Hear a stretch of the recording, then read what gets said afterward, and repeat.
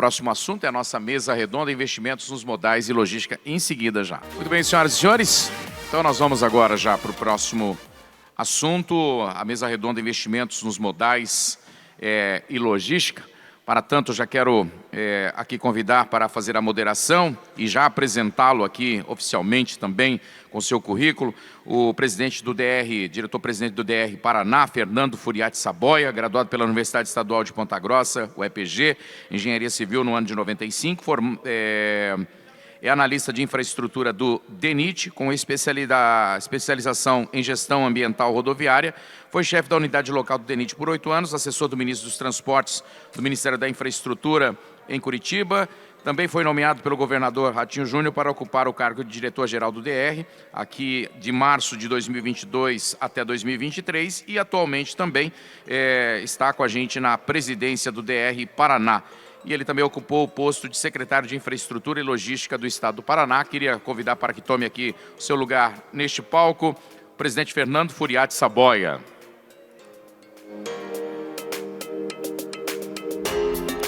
Também já quero convidar aqui, representando a nossa querida Ferroeste, André Gonçalves, por favor.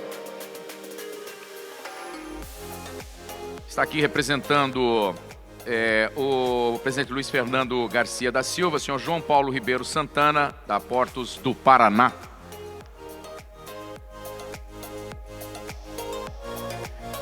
Na sequência, eu já vou passar a palavra ao presidente.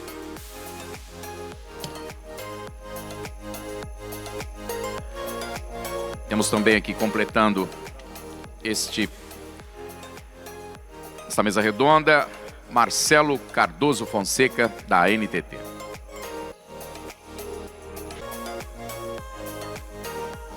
Bom dia a todos. Estamos chegando aí à última palestra desse maravilhoso encontro. Tenho certeza que foi muito produtivo, foram dias de troca de experiências.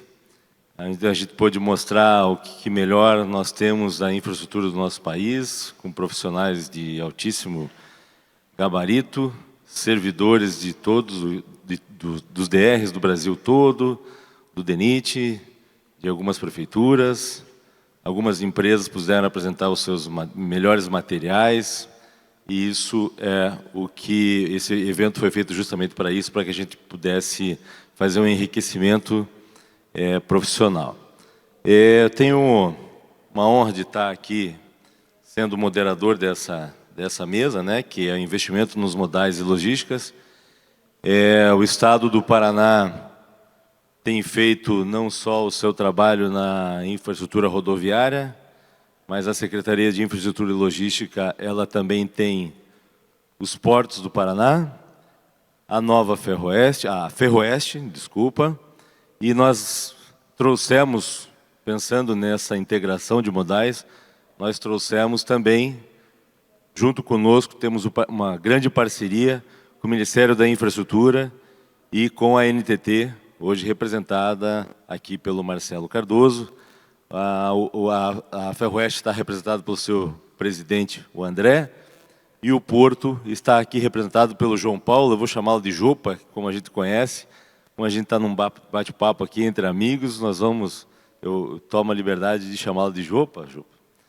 E eu vou começar essa mesa dizendo que nós pensamos na infraestrutura rodoviária, na infraestrutura ferroviária, nos nossos portos, tanto é que nós estamos com um volume de investimentos hoje que passa de 10 bilhões de reais e, agregado a isso, um volume de investimento muito grande nas novas concessões rodoviárias. Nesses 10 bilhões e meio não está esse volume de investimento que nós estamos investindo aqui na infraestrutura do nosso Estado. Então, eu queria começar, primeiro pedindo, dando as boas-vindas aqui aos nossos componentes da mesa, pedindo para que o André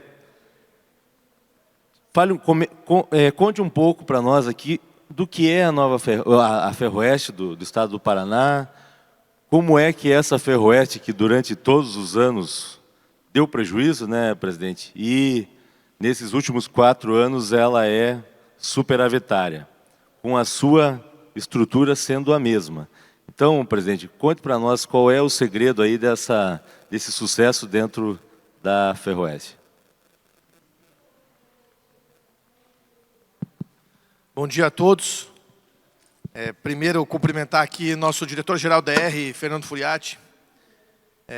Obrigado pelo convite, parabéns pelo evento, parabéns a toda a organização. Muito bom, eu que sou engenheiro civil, poder ver as novas tecnologias que estão sendo aqui implantadas, especialmente no modal rodoviário. Cumprimentar o Marcelo, bem-vindo ao Paraná. Já de primeira mão agradecer tudo que você tem feito por nós aqui, pelo governo do Paraná. Sabemos do teu empenho lá em ajudar. A gente teve aí um grande sucesso no lote 1 das concessões rodoviárias. Se Deus quiser, vamos continuar nessa toada aqui dia 29, né, Furiati? E também é o Jopa, diretor de meio ambiente da Portos Paraná. Vamos falar um pouquinho da Ferroeste. Acho que o Furiati já falou do que a gente fez e basicamente eu resumiria isso em planejamento e gestão, aquilo que o nosso governador Ratinho Júnior sempre coloca para nós, aliado a um bom compliance em todas as secretarias e empresas do Estado. E assim, conseguimos resultado. E te digo mais, Furiati, nós estamos indo para o 5º ano de gestão, 2023, né? 5º ano, sem a ajuda financeira do nosso Estado, que é o acionista majoritário da Ferroeste. Mas falando um pouquinho do que tem para acontecer, é óbvio, claro, não só no Paraná, como todo o Brasil, o modal ferroviário é aquele que precisa de um avanço maior, de maiores investimentos para que isso aconteça. Então, se eu colocasse aqui um retrato, né, ou um slide, a gente teria que, para o Paraná, teríamos 3 aqui grandes projetos ou grandes intenções de avanço no modal ferroviário. 2 que estão inclusos no PAC, no novo PAC, que eu acho que é importante falar isso. Um é o tramo sul da Norte-Sul, que seria um traçado ferroviário de Panorama até Maringá, Maringá-Cascavel, Cascavel-Chapecó. Eu acho isso importante, especialmente para o transporte do que a gente chama lá da proteína, né, para alimentar, proteína vegetal para alimentar proteína animal, principalmente o oeste do Paraná e o oeste de Santa Catarina. Então, a Associação Brasileira de Proteína Animal, a BPA, torce muito para que isso aconteça, porque esse custo do insumo até chegar à unidade de produção é muito caro. A gente tem um projeto que é o maior projeto do governo do Paraná no modal ferroviário, que é o projeto da Nova Ferroeste, corta o estado de leste a oeste, faz um ramal até Mato Grosso do Sul, visto que a própria Ferroeste tem uma concessão até Dourados, e também um ramal até Foz e o outro a Chapecó. Então, esse desenho, esse projeto de 1.300 quilômetros aproximadamente, ele realmente é a solução logística no modal ferroviário que a gente precisa, não só para o Paraná, mas extremamente, principalmente do paralelo 16 para baixo. Aquilo que eu não coloco uma crítica, Marcelo, mas é algo que é uma realidade. Os investimentos em ferrovias no Brasil, pelo governo federal, são todos acima do paralelo 16. Mas aí também surge uma oportunidade para a gente trazer projetos nossos, né? Eu acho que isso ficou bem claro. O Ministério dos Transportes colocou, bons projetos nós vamos apoiar. E é por isso que eles entraram no PAC, é por isso que a Nova Ferroeste entrou no PAC, porque acaba sendo um projeto de extrema relevância para todos. E não podemos esquecer, que eu acho que é um player importante, o maior player ferroviário do Brasil, que é a operadora Rumo, que tem a Malha Sul, que vence sua concessão em 27 e que, portanto, está aí num processo de decisão entre renovação, relicitação ou não da sua malha. Tudo isso traz para nós uma esperança, né? Nós que ficamos no primeiro mandato do governo Ratinho Júnior, reestruturando a empresa, a Ferroeste S.A. Eu acho que assim, estamos no momento certo, entre 2023 e 2024, para que haja uma convergência desses projetos e que a gente possa avançar de maneira significativa. E aí eu vou trazer aqui alguns exemplos pontuais. Nós hoje, como Ferroeste S.A., a gente está focado no planejamento estratégico nos próximos 4 anos, 3, 4 anos, 23 a 26, em ampliar e estruturar ainda mais a capacidade do nosso terminal ferroviário em Cascavel. Então, não sei se todos conhecem, Cascavel, que fica a 135 quilômetros daqui, é onde é o centro de concentração de cargas da Ferroeste. É um terminal com uma área de 1,7 milhão de metros quadrados, são 14 empresas instaladas. Lá estão os principais multinacionais, não vou falar os nomes aqui, mas as principais multinacionais do agronegócio, as que fornecem alimento para o mundo, as principais cooperativas da América Latina, que das 10 maiores cooperativas da América do Sul, 4 estão aqui no oeste do Paraná. A maior, como exemplo aqui da América Latina, é a Coamo, que fica em Campo Mourão. E com isso, a gente olhou a necessidade, né, de se melhorar a infraestrutura desse terminal. Então, um terminal que precisa ainda, é carente de melhora da sua infraestrutura, especialmente aí no aspecto da sua conexão, ou seja, da ponta rodo, que a gente chama, que é melhorar o acesso rodoviário. E aí, já em forma de agradecimento, né, agradecer a CIO, o secretário Sandro Alex e o diretor-geral da DR, Fernando Furiati, porque com a duplicação da BR-277 que chega no terminal, o terminal ganhou um acesso exclusivo, uma marginal própria, com uma trincheira própria, e com isso melhorar muito a chegada, especialmente no primeiro semestre, que é quando a gente tem a safra de soja, com mais de 1.000 caminhões chegando por dia no terminal de Cascavel. Um investimento aí só para esse acesso de quase 5 milhões de reais. Então já carimbo aqui o registro de agradecimento, diretor Furiati. E com isso a gente entende que a ponta principal de concentração de cargas no Paraná, que é o oeste, claro, a gente não pode deixar de reconhecer lá o norte do Paraná, a central do Paraná, que a gente entende hoje com a Malha Sul, ela está bem atendida, né? Ela tem ali um melhor traçado, uma melhor performance, um melhor transit time. Mas entre o oeste, onde está a nossa carga, a outra ponta, que aí eu vou deixar, né, bater a bola aqui para o Jopa, é o que está sendo feito no Porto de Paranaguá, também para melhorar o recebimento e também o fluxo de cargas através do modal ferroviário. Então, em linhas gerais é isso. Temos muitas coisas para fazer ainda. Está claro a intenção do nosso secretário, Sandro Alex, em achar uma solução para o modal ferroviário aí, o quanto antes, que a gente precisa. Eu sempre estou dizendo aqui, Furiati, o rodoviário está indo muito bem, o porto está indo muito bem. Você não falou aqui, mas os aeroportos estão indo muito bem, né? Teve aqui essa semana, vocês teve um anúncio aqui de investimentos aqui para o aeroporto de Foz do Iguaçu. Então, acho que chegou a nossa vez. Estou aqui junto com o diretor de operações da Ferroeste, Gerson Almeida. Então, chegou a nossa vez de avançar com o modal ferroviário, e aí essa é a nossa expectativa para que aconteça. Obrigado. Bom, André, obrigado. Na verdade, realmente eu esqueci disso. É tanta coisa que a gente faz que a gente acaba esquecendo. Então, nós fizemos um programa chamado Voe Paraná. É o maior programa de aviação regional do país. Nós tivemos diversos aeroportos, que eram aeroportos que estavam sendo administrados pelos municípios, e eles começaram a ter voos regulares a partir desses municípios até a capital. Então, esse é um programa que foi feito pelo nosso governador Ratinho Júnior, pegou os aeroportos regionais e colocou esses aeroportos regionais para que tivessem voos regulares todas as semanas.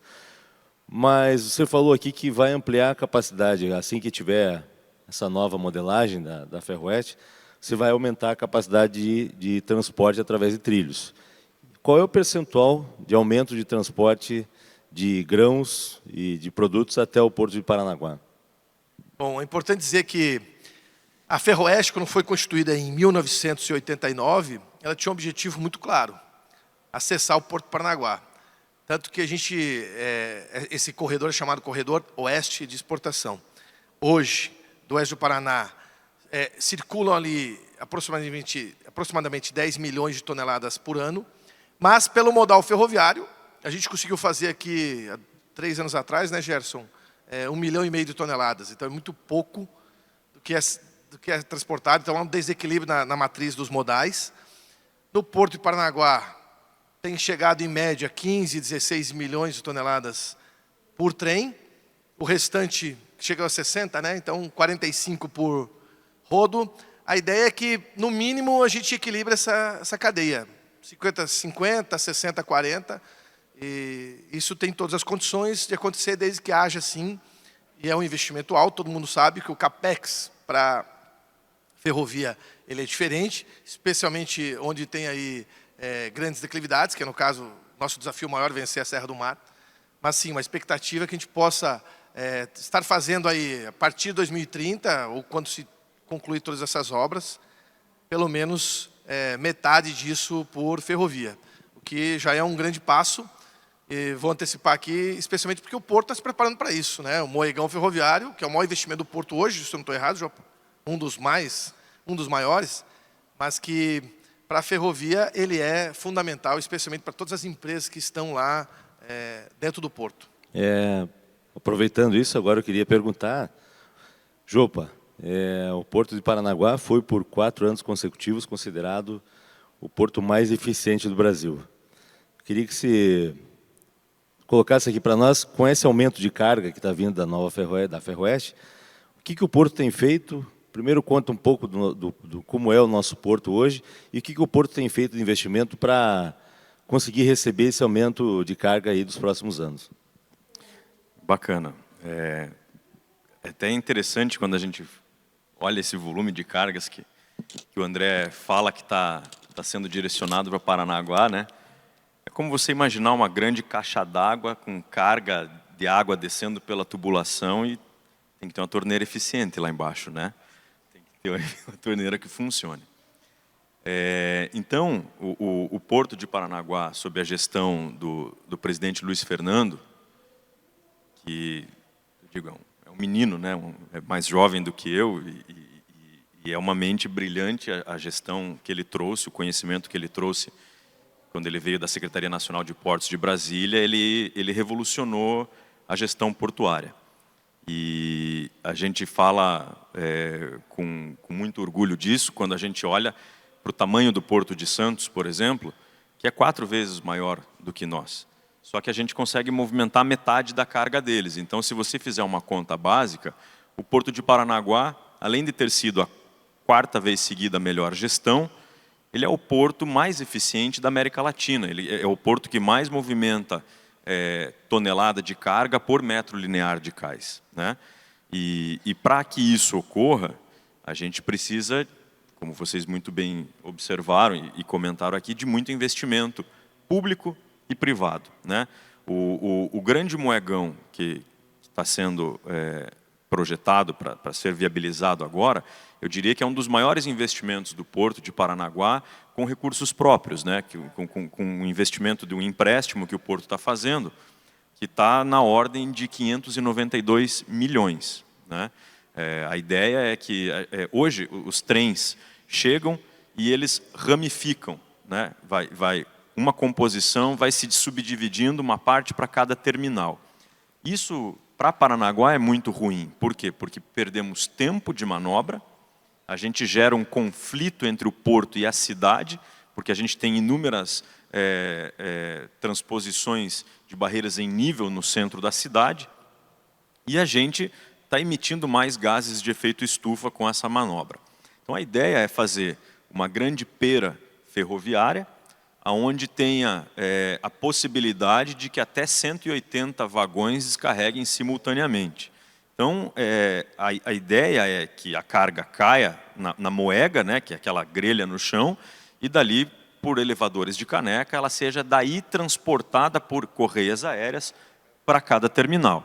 E depois os terminais vão se conectar ao que a gente chama, você falou aqui o corredor de exportação oeste, lá no Porto nós também temos os nossos corredores. A gente tem o corredor central de exportação, que tem a possibilidade de encher 6 porões de navio ao mesmo tempo, né, com correias diferentes.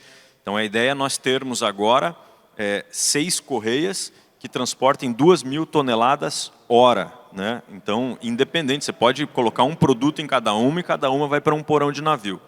E temos também um novo corredor de exportação de granéis sólidos, que é a oeste também, que é o nosso berço, o primeiro berço a oeste é o 201.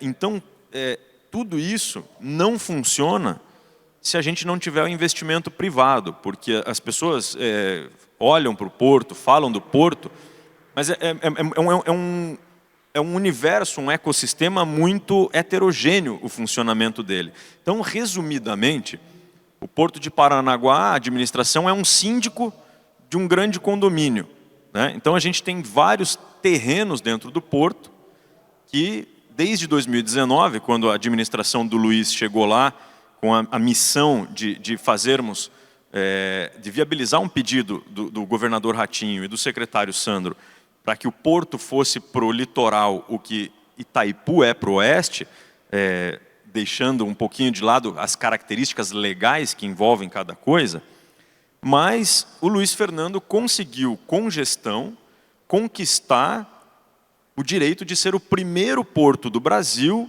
a ter a delegação de competência, ou seja, os leilões, né, as licitações dessas áreas para os entes privados passaram a ser geridas por nós e não mais por Brasília. Aí isso nos dava celeridade no processo e conhecimento do território, das variáveis que envolvem um processo como esse e dos players locais, né? Então isso nos deu um pouco de vantagem. E aí eu vou citar alguns investimentos privados. Por exemplo, a gente teve o leilão da área da Klabin, que foi 100 milhões de investimentos privados, né? Eles investem em infraestrutura, em superestrutura, que a gente fala, e ao final desse contrato, esse investimento, essa estrutura fica para o patrimônio público, né? Tivemos uma área que foi da Census, que para movimentação de veículos, investimento da ordem de 50 milhões. O par 9, 1 bi de investimentos. Tem a área agora, que é o par 14 e 15, parcelamento 14 e 15, que pega o silo público, uma área da Cargill e algumas adjacências ali, Cotriguaçu, que a gente estima que vai chegar perto de 3 bi de investimentos. Só que esses investimentos não é apenas em estrutura em terra, pode ser em mar também, né? Por quê? Porque a nosso oeste, olhando do cais para a água, a gente tem uma igreja, a igreja do Rocio, padroeira do estado. A leste, uma ilha, uma terra indígena, homologada. A gente só tem como crescer para dentro d'água. Então a gente prevê os investimentos dessas áreas com que as empresas construam os piers. Então a gente está projetando um pier em formato de T, que vai nos permitir 4 novos berços, um pier em F, com mais 4 berços, sem atrapalhar a vista da igreja para o mar, né? E depois da igreja, um pier em L para movimentação de granéis líquidos. Isso sem falar nos investimentos na dragagem de manutenção, dragagem de aprofundamento, porque assim como vocês tapam um buraco, a gente cava buraco, né? Para o porto ter que funcionar, a gente precisa estar raspando o fundo do mar. Inclusive teve a remoção de uma palangana, que foi um rebaixamento de uma pedra. Comumente se fala que tem uma cordilheira no fundo do mar, e essa cordilheira precisa ser removida para que navios maiores, com maior calado, cheguem até o porto. Como é que foi feita essa remoção? Foi um desafio. Esse foi um desafio, deu bastante cabelo branco aqui. A palangana, ela, como você mencionou, é uma continuação da ilha da terra indígena, a ilha da Cotinga. Embaixo d'água é uma cordilheira de pedras. E essas pedras tinham algumas pontas nelas que ofereciam risco à navegação, em primeiro lugar. Tanto é que em 2007 o navio Norma raspou ali, rasgou o casco e vazou nafta naquela época. Até um mergulhador faleceu lá investigando e tal. Então, assim, é um risco ao meio ambiente e à navegação a gente ter atividade de navegação com pedras pontiagudas dentro do canal. Recentemente a gente conseguiu fazer o licenciamento, né, que é um licenciamento que se arrastou por mais de 10 anos, né, não é um licenciamento fácil, porque envolve terra indígena, envolve comunidades caiçaras, envolvem os sambaquis, que são sítios arqueológicos do período pré-indígena brasileiro que tem na região. Então a gente tem um grande caldeirão de ingredientes e condicionantes ali, e variáveis que a gente tem que ouvir, estudar os impactos possíveis, né? Então, para vocês terem ideia, a gente teve muita manifestação de órgãos ambientais, de universidades, dizendo que a derrocagem, né, a explosão, utilizando dinamite para fazer o desmonte dessas pedras e depois a remoção delas, que aquilo soltaram imagens na internet, no WhatsApp, pareciam explosões atômicas lá no atol de Bikini, né? Aquela cogumelo de água formando assim, aquilo gerou um pânico na cidade, que imputou ao Porto a paralisação de um contrato já assinado, né? E termos que implementar mais ações de mitigação de uma eventual catástrofe que eles noticiavam. Então, para vocês terem ideia, foi colocada uma mangueira em volta dessa cordilheira, no fundo do mar, com grandes compressores de ar, essa mangueira furada, que fez com que uma cortina de bolhas rodeasse toda a cordilheira da Palangana. Além disso, foi feito tamponamento das tocas de grandes peixes, foi feito o monitoramento com mergulhadores antes das explosões, que foram várias, né? Foi mais de 56 dias de explosão, para ver se tinham grandes peixes, se tinham tartarugas e golfinhos lá, né? Os cetáceos e os quelônios. Foi montado o que o presidente Luiz Fernando chama de Hospital do Peixe, porque falaram que e se houver a explosão e não morrer o peixe, ele ficar lá debilitado. Então teve um centro de atendimento de fauna debilitada por ondas de choque, né? O famoso Hospital do Peixe. Hospital do Peixe, né? E no frigir dos ovos, tivemos apenas 8.000 sardinhas que morreram, fazendo um comparativo com uma redada de pescadores na época da tainha, eles tiram 27.000 tainhas numa passada de rede. A gente, em 56 dias de explosões, tivemos ali 8.000 sardinhas, que não passou mais do que isso. Não tivemos nenhuma tartaruga, nenhum golfinho, não tivemos nenhum cogumelo de água, a água só vibrava na superfície quando havia derrocagem lá embaixo, depois subiam as bolhas, e a gente conseguiu fazer, a obra vai terminar agora, está faltando 2% das pedras, mas vamos falar em ganhos operacionais e movimentação de carga. A gente tem uma profundidade hoje operacional de 12 metros e 80, 12,5 em alguns lugares, e a gente quer chegar a 13 metros e meio. Pô, só mais 1 metro de profundidade? 1 metro de profundidade, Furiati, significa para nós 7.000 toneladas a mais de grãos no navio graneleiro ou 1.000 containers a mais num containeiro. E aí você faça a transformação dessas contas aí para trem e caminhão, para você entender o volume do que... né? A gente tem um pátio de triagem hoje, que na safra a gente movimenta, em média, 2.200 caminhões dia. E já chegamos a ter picos de 3.500 caminhões só chegando. Só chegando. Não estou falando dos que estão saindo, né, com fertilizante, porque somos o maior recebedor e importador de fertilizantes do Brasil. Agora voltar um pouquinho no Moegão. Esse Moegão, quantos caminhões, quantos containers ele aumenta de capacidade de recebimento e de escoamento? Veja bem, o porto ele tem uma capacidade, hoje, ano passado, a gente movimentou 58 milhões de toneladas. Pelas projeções, hoje, a gente está fazendo uma média de quase 6 milhões de toneladas mês. Então, a gente acredita, né, o diretor de operações, o Gabriel, está projetando para que façamos 60 milhões de toneladas de cargas gerais. Disso, a gente está falando em 25% chegando por trem e 75% chegando por caminhão. A gente gostaria de fazer a inversão desse modal, né? De fazer com que chegue 70% de trem e 30% de caminhão, que a gente não vai eliminar o modal rodoviário, né? Mas para nós isso traria eficiência e traria menos atrito no conflito porto-cidade, menos emissão de gases poluentes. Eu não sei fazer a conversão hoje para você de trem para caminhão assim de cabeça. Então, se o André me ajudar, eu sei que a gente consegue descarregar 900 vagões dia no Moegão. né? Então, aí se o Gerson ajudar, aí a gente transforma para caminhão. Mas é um volume grande, né? Eu não sei quanto carrega um vagão hoje. Depende do vagão. Mas a ideia É uma obra essa. de quantos milhões? Quantos? Olha, 1.800 bitrem, né? Então é uma obra de 2 para 1. Uma obra de 592 milhões. Ok. Marcelo,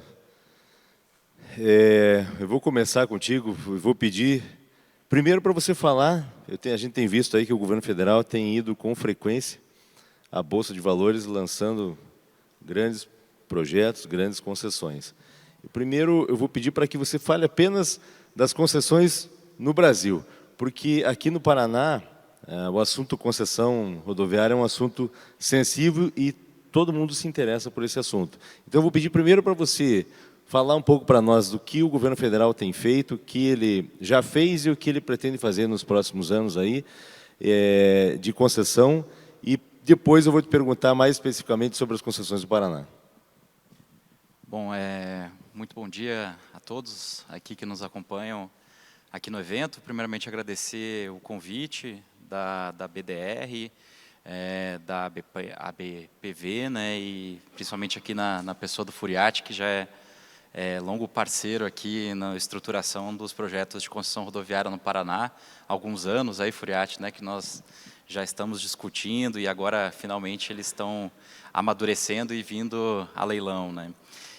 Mas colocar aqui, então, cumprimentar os colegas também, André, Jopa, que conheci hoje, o André já tive em outro evento aqui no Paraná, em Curitiba, e colocar aqui um panorama para vocês, então, primeiramente, né, do que a gente vem fazendo em nível federal, tanto em rodovias quanto em ferrovias, que são na infraestrutura o nosso mandato, na NTT. Venho aqui representando o nosso diretor-geral, Rafael Vitali, que lá coloca que temos que fazer 3 revoluções dentro da NTT, né, que é o que a gente chama de ProRev. A revolução regulatória, que ela tem muita relação com inovações, com aquilo que a gente traz nos contratos de concessão, mas também nos normativos e na gestão do dia a dia desses contratos.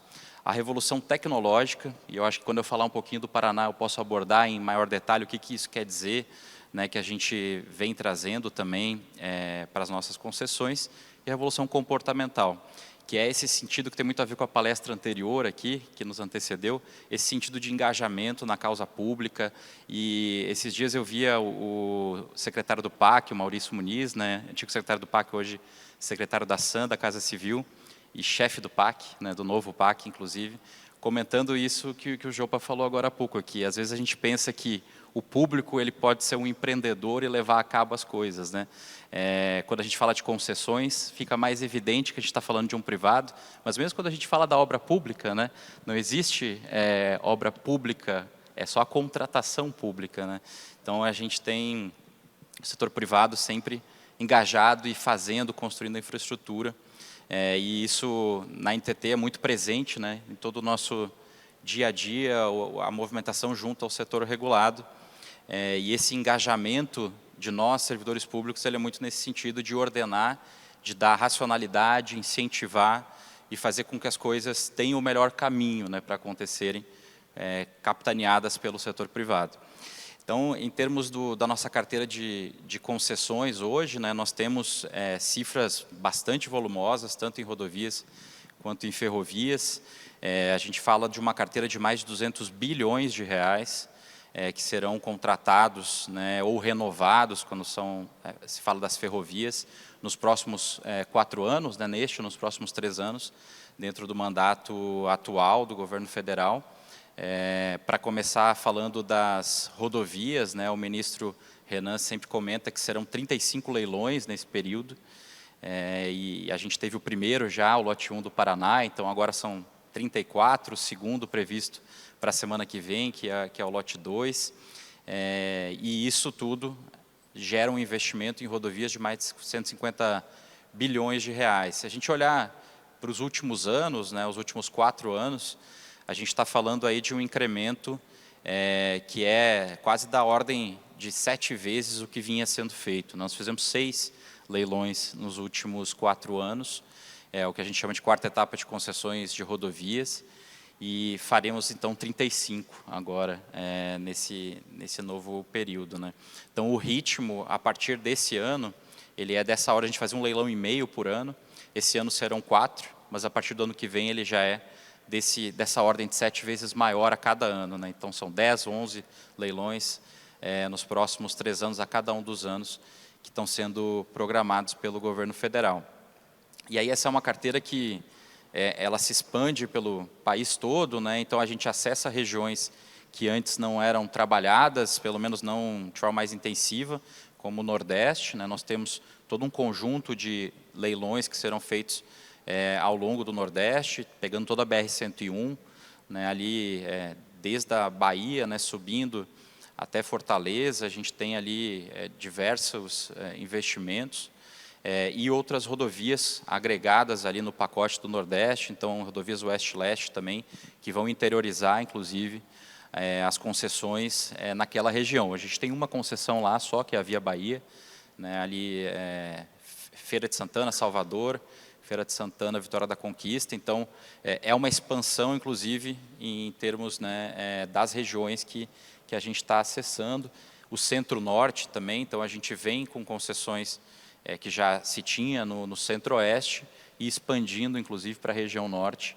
Fizemos recentemente a BR-163, o grande corredor de grãos, que vai levar a produção ali do Mato Grosso, né, da região de Sinop, Lucas do Rio Verde, o coração dessa produção até o Rio Tapajós, em Miritituba.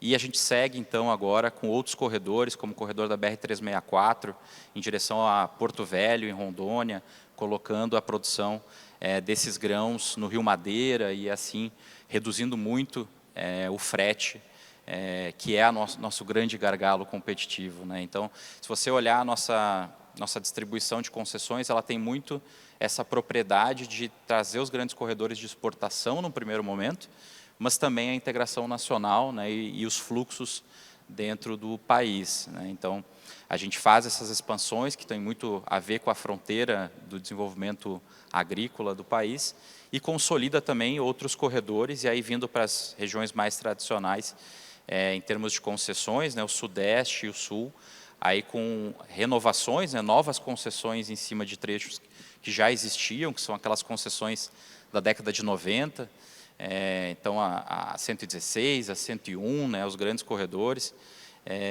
e consolida outras rodovias conjuntamente, né? E aí a gente tem a experiência que começa, e eu acho que eu vou falar depois na sequência do Paraná, mas só en passant aqui, a experiência de unir rodovias estaduais e federais, né? Então isso é uma ideia que nasceu ali do programa paranaense, né? E a gente estende isso para Santa Catarina, numa parceria com o Banco Interamericano de Desenvolvimento. Temos também concessões no Rio Grande do Sul, então a região sul ela é muito bem suprida, dada a sua característica de ser mais densa mesmo e ter mais possibilidades, mais rodovias com tráfegos que permitem que você evolua para projetos de concessão. E, naturalmente, o Sudeste também, com uma malha bastante densa, os principais corredores ali recebendo, então, novos contratos em relação a esses contratos da década de 90. Né? Então, são mais de 20 mil quilômetros que serão feitos nesse período de novas concessões, nessa cifra que eu comentei, então, de mais de 150 bilhões, né, que se estima ali de investimento.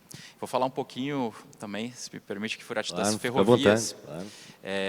Então, assim, indo para a carteira de ferrovias, a NTT ela tem, né, detém ali a gestão, né, a regulação da malha ferroviária federal, e nós temos processos de renovação, de prorrogação antecipada, como está colocado na lei de prorrogações, né, a 13448.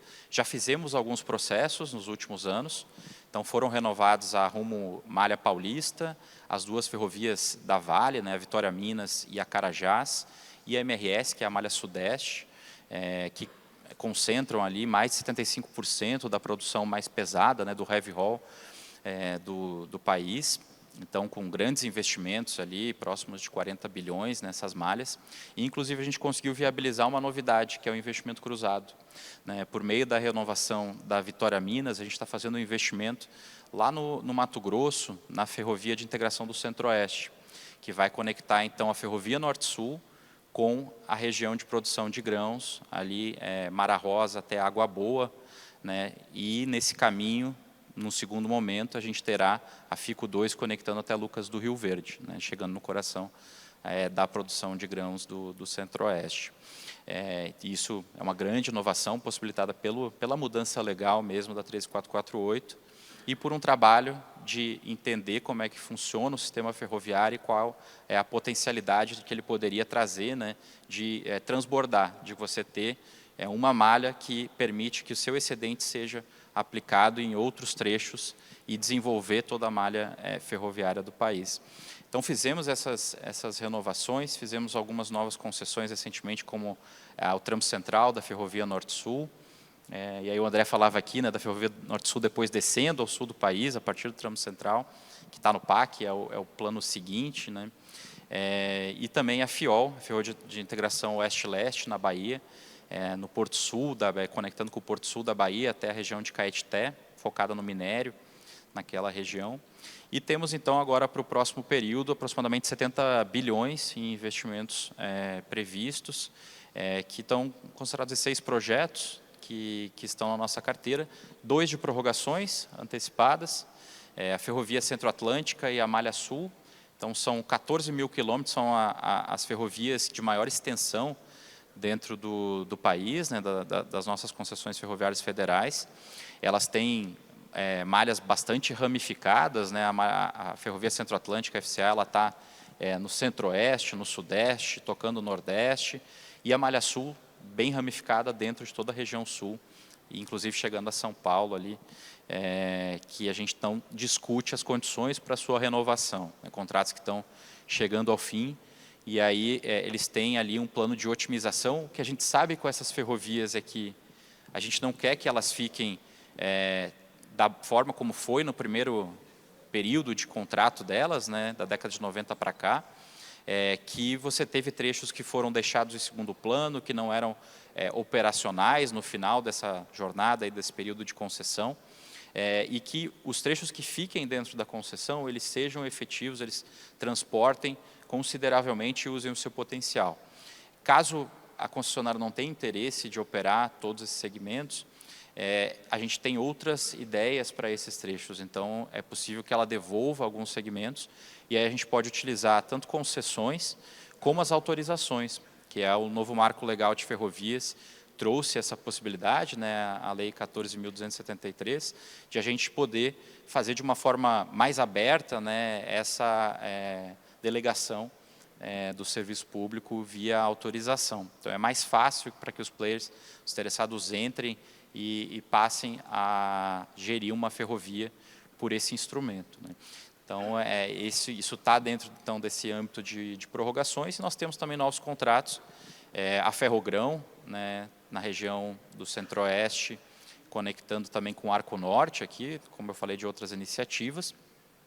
Temos a Malha Oeste, Mato Grosso do Sul até São Paulo, processo de devolução amigável de uma concessão que era da Rumo, né, Rumo Malha Oeste. E também toda a integração do corredor FICO-FIOL, comentei aqui, né, da Bahia a FIOL, que já é operada por uma concessionária hoje, o início do trecho, mas a ideia é de conectá-la até a Ferrovia Norte-Sul e permitir, então, uma conexão de todo um corredor com a FICO também, integrado até Lucas do Rio Verde, né? Então, são diversas iniciativas também no setor ferroviário, né? E a gente espera que a gente consolide, então, um outro patamar de infraestrutura com esse programa, e esse programa ele tem essa capacidade de hoje ser implementado nesses volumes, né, por um amadurecimento do próprio setor de montar uma carteira de projetos. Há algum tempo se falava que na infraestrutura a gente não tinha bons projetos, né? Bons projetos, quando a gente vai para construções, estudos de viabilidade que fossem adequados, e essa página foi virada. Hoje a gente tem bons projetos reconhecidos pelo setor regulado, pelo mercado, reconhecidos internacionalmente, e a gente tem também boa regulação, né? A nossa regulação hoje, a gente já tem condições de exportá-la, né? Antes a gente tentava trazer as práticas e tropicalizar. A gente teve participações do Banco Mundial, do IFC, né, o braço de projetos do Banco Mundial, colaborando conosco, e hoje a gente pegou essa experiência e conseguiu avançar a partir dela. Então, hoje a regulação federal ela é uma referência, né, até em termos internacionais, e a gente vem cada vez mais aprimorando esses instrumentos. Bom, aproveitando esse teu gancho aqui, eu vou te perguntar, nos últimos 24 anos nós tivemos uma concessão aqui no estado do Paraná, uma concessão polêmica, uma concessão que terminou de uma forma que não foi muito boa. Obviamente, essa concessão foi feita há 27 anos atrás, onde as normas eram outras, a realidade do país era outra. E hoje nós tivemos uma nova modelagem para as concessões rodoviárias do Paraná. Essa expertise que nós temos aqui desses dados dos últimos 24 anos fizeram com que fizéssemos uma modelagem mais madura, mais assertiva, e é essa modelagem que tem ido hoje para a Bolsa de Valores, tanto que tivemos um sucesso no primeiro leilão, no primeiro lote, e temos mais 5 lotes aí pela frente, sendo o primeiro daqui a alguns dias, no dia 29 desse mês, vai ter o segundo lote, do lote número 2 da concessão.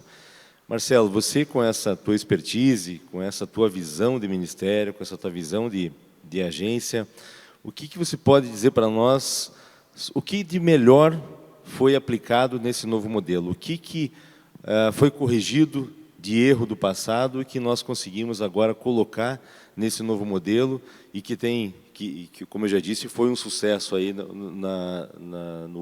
primeiro lote? O que se pode dizer para nós que aquilo que foi feito no passado não vai ser aplicado aí no novo modelo? Vamos lá, acho que tem muita coisa aqui, né? Vamos gastar um tempinho aqui para comentar todos os aspectos, né, desse novo programa de concessões rodoviárias que está sendo implementado aqui no Paraná, né? Como eu falei, começa pelo desenho já desde a partida, né, da conformação dos próprios lotes de concessão. Então, a ideia é de estudar de forma integrada toda a potencialidade do Estado, né? Então, a gente estudou muito mais do que o que realmente está sendo concedido, né? Houve um primeiro olhar sobre o conjunto de rodovias federais e estaduais que poderiam estar aptas a se tornarem concessões, né? E, diante disso, identificados os melhores trechos e a melhor combinação entre eles, né? A gente teve uma análise de pré-viabilidade que foi bastante robusta, fazendo já um primeiro cotejo de quais seriam diferentes composições de lotes para a gente ter a otimização da melhor forma possível, né, desses resultados em termos tarifários, em termos de agregação de investimentos e então conseguiu se conformar um conjunto de lotes que, para ficar mais fácil assim, a gente demonstrar, eles começam como se fosse assim num sentido anti-horário, né, ali a partir da região de Guarapuava, né, ali no centro do estado, indo em sentido anti-horário, a gente vai constituindo então ali o primeiro lote, né, o lote em direção a Curitiba, da BR-277, ali chegando também a Ponta Grossa. Você tem então o segundo lote no acesso a Paranaguá, região nordeste do estado, terceiro lote para Londrina, e aí indo para o oeste, então noroeste, lote 4, o oeste, o lote 5 e o lote 6, sudoeste, voltando então até Guarapuava, né, na BR-277, fechando então esse corredor.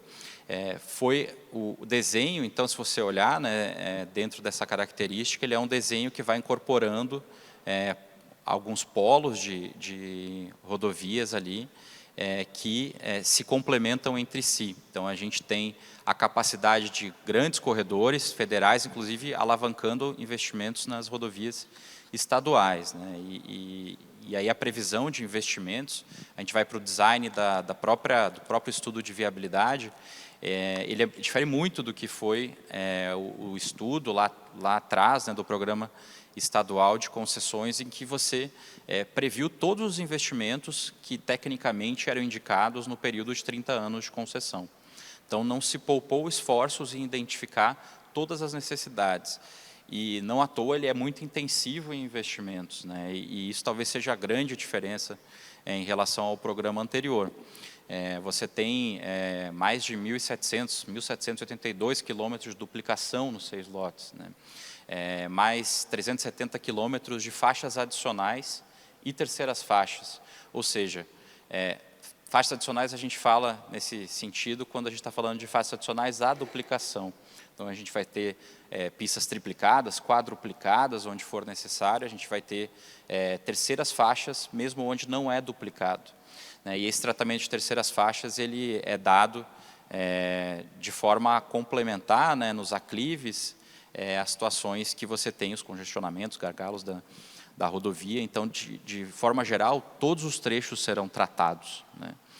A gente não vai ficar com qualquer trecho sem qualquer tratamento. E você tem, inclusive, nas travessias urbanas, diversos dispositivos, vias marginais, são 250 quilômetros de vias marginais, por exemplo, ao longo de todas as travessias urbanas que a gente tem. Então, a gente está falando aí de 2.100 quilômetros de ampliação de capacidade, a gente está falando mais de 250 de vias marginais e dispositivos, né? Então, você introduzindo as duplicações, as faixas adicionais, você tem necessidade de fazer as disposições em desnível. Então, você vai ter dispositivos do tipo diamante, trombetas, em grande quantidade também ao longo de todas as rodovias. Serão 10 contornos também. Então, já a projeção que se faz, se projetando o tráfego todo baseado na técnica, né, no HCM, você verifica algumas saturações em municípios que não comportaria mais a solução de travessia, e já se prevê desde a origem, então, 10 contornos a serem realizados, né? Então, é de uma grandeza que talvez sem precedentes, assim, se você comparar os investimentos que se tinha no programa estadual, realmente é de outra magnitude, e isso faz com que tenha mais de 50 bilhões sendo aplicados nesse período de 30 anos e concentrados no início. Então, a gente vai ter, já desde a partida, toda uma revitalização de pavimento, né, sinalização, não fica nenhuma imperfeição, nenhuma patologia de pavimento já no primeiro ano. A partir daí, a gente começa o ciclo de investimentos, que vai até o 8º ano, né, 7º, 8º ano de concessão, a gente conclui todos os investimentos. Eles vão sendo entregues gradualmente ao longo desse ciclo. E então você tem uma rodovia já em outro patamar para ser mantida. A partir daí é feita uma recuperação também estrutural nesse período do ciclo de investimentos em paralelo às ampliações, né? E isso falando do design né, inicial aqui, e agregar algumas questões regulatórias, né? A gente tem a adoção do IRAP, que é a metodologia de segurança viária talvez mais conhecida internacionalmente, né, em que você identifica ali os pontos de sensibilidade em termos de acidentes, né? Então, os pontos da rodovia que tem menor número de estrelas, conforme o IRAP, acho que o público aqui deve conhecer bem essa ferramenta, e a gente vai fazendo, então, a proposição já no início das contramedidas que vão retirar esses pontos de possíveis acidentes mais graves, né? Então, ela adota um conceito de rodovias que perdoam, um conceito de redução drástica de acidentes também. Temos todos os projetos feitos em BIM, né? Então, a tecnologia que vai registrar ali com maior grau de detalhe tudo que vai ser executado dentro dessas rodovias. Temos diversas inovações em termos de tecnologia também. Primeiro, a conectividade, né? Todas as rodovias terão conectividade sem fio, garantida pela concessionária. Teremos tecnologia também nas câmeras para detecção automática de incidentes. Então, isso faz com que não seja necessário que você sempre manualmente acione uma ocorrência, um guincho, um atendimento médico. O próprio sistema da concessionária ele consegue identificar se um objeto cruza a pista, né, como pode ser um animal, né, alguma intercorrência, um veículo que tem um comportamento não típico, né, isso já é acionado automaticamente no CCO para que se verifique, confirme o incidente e se dispare esses atendimentos. Então, é muita tecnologia também sendo trazida. A tecnologia do Free Flow, né, que ela não é obrigatória, mas que ela está prevista no novo modelo, né, se a concessionária quiser.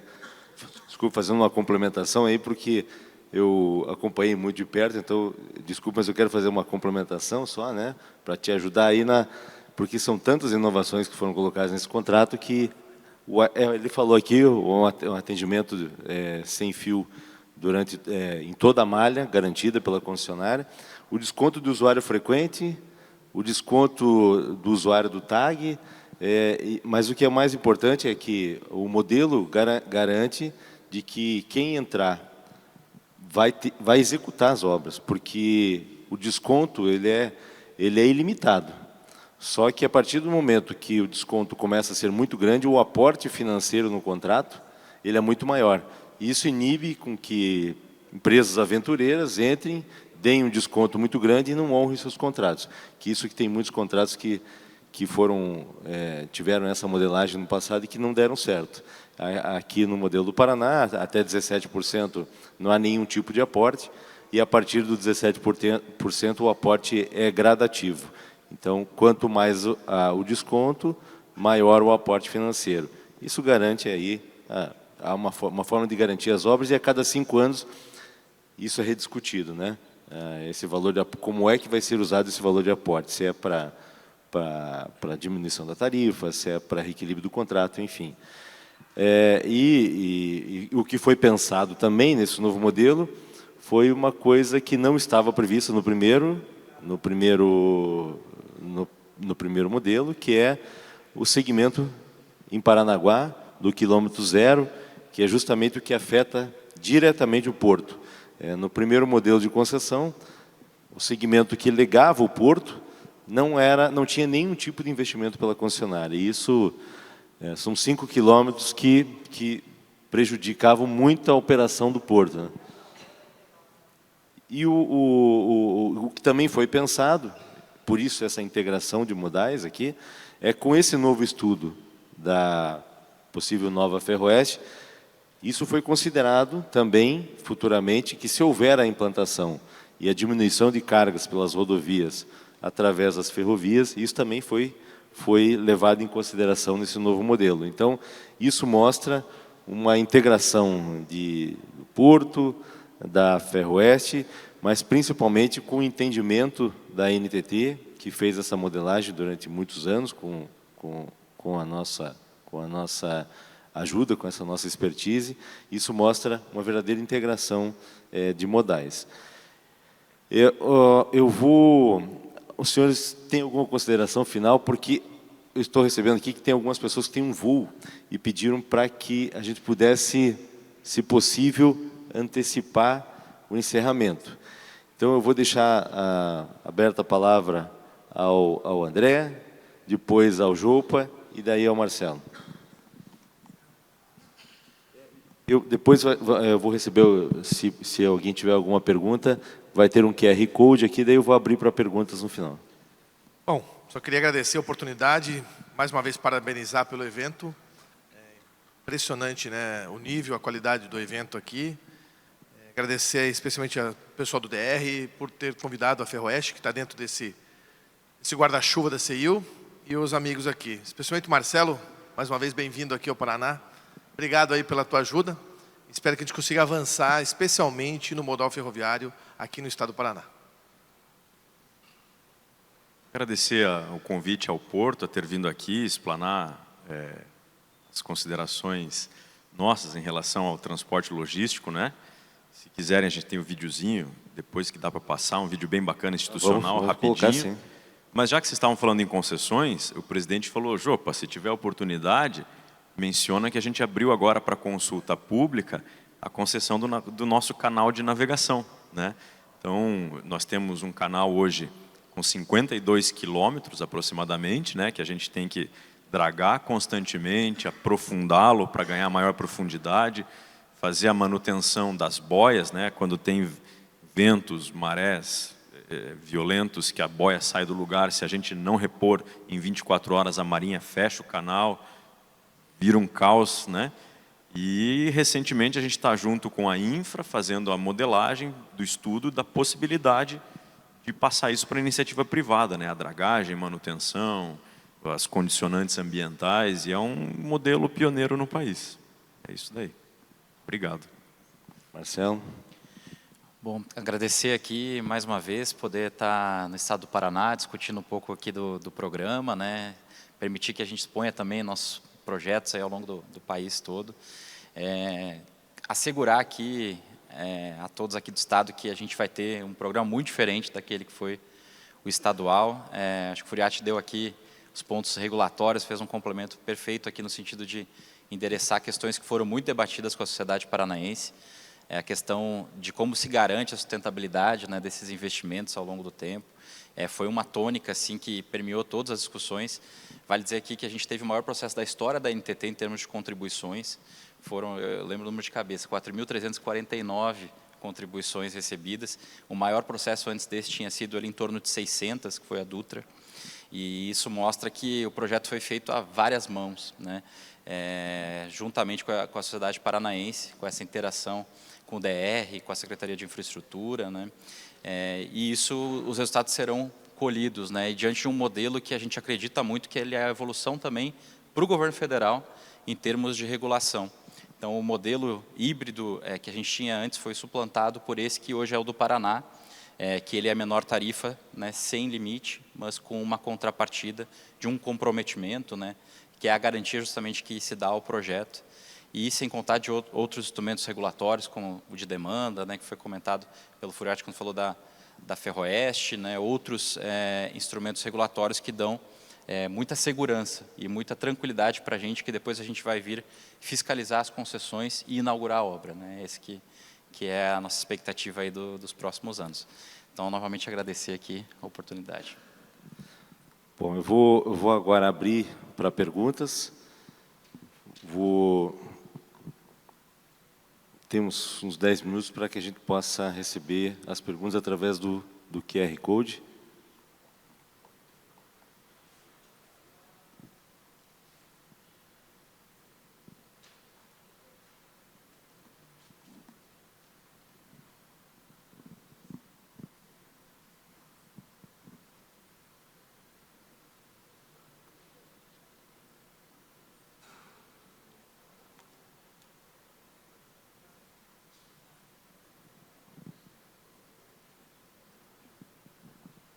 Eu, como usuário de iPhone, me bato um pouco aqui com Samsung.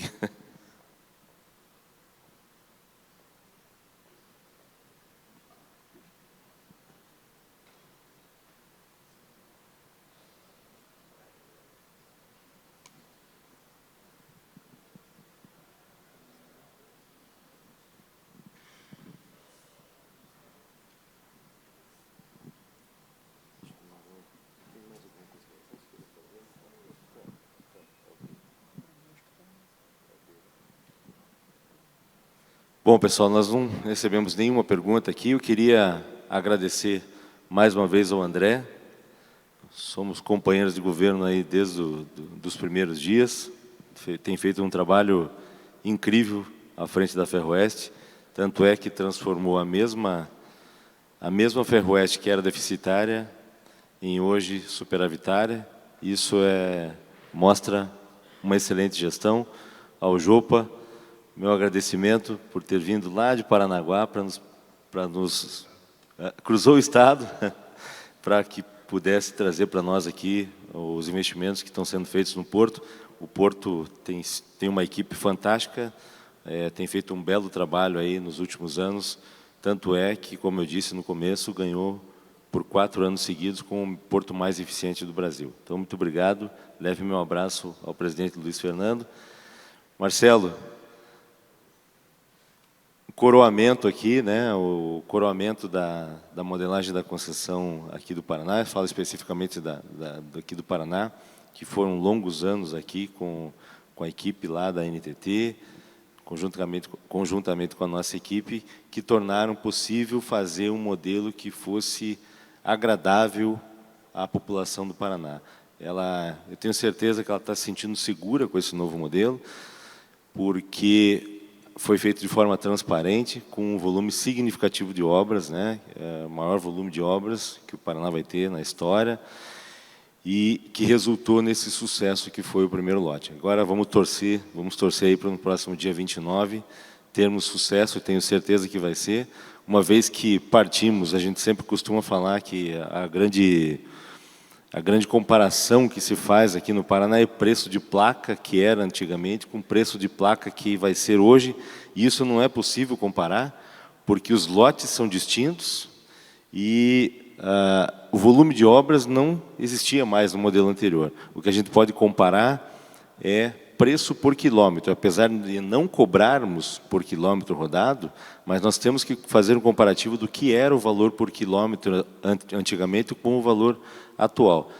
Nós tínhamos no passado, encerramos a concessão em novembro de 21 com 19 centavos o quilômetro, em média, atualizado ficava 25 quilômetros e o primeiro lote de concessão foi vencido com 8,90. Então isso mostra um verdadeiro sucesso, 8,90 com volume de obras significativo. Então, é um trabalho muito sério que a NTT fez, junto com o IAFC, e que resultou nesse modelo que o Paraná merece.